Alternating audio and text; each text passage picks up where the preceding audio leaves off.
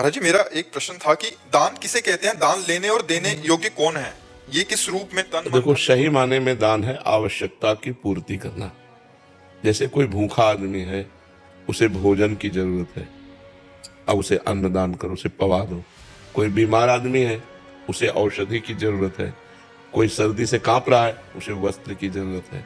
जहां अत्यंत आवश्यकता है और वो असमर्थ है, वहां हम सहायक, जैसे भूखी गौएं हैं, उनकी व्यवस्था नहीं, उनकी व्यवस्था कर दो।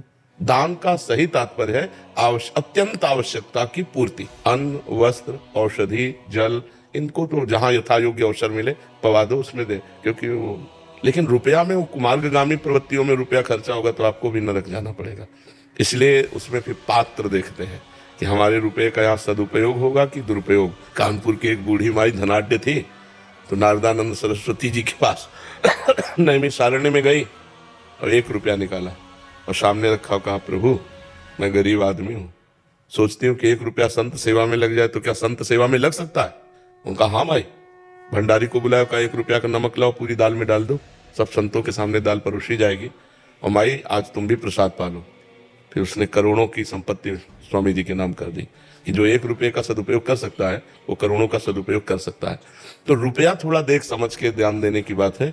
अन्य वस्तुएं अवसर पर, आवश्यकता पर हमें दे देनी चाहिए, उसमें विचार करने की जरूरत नहीं।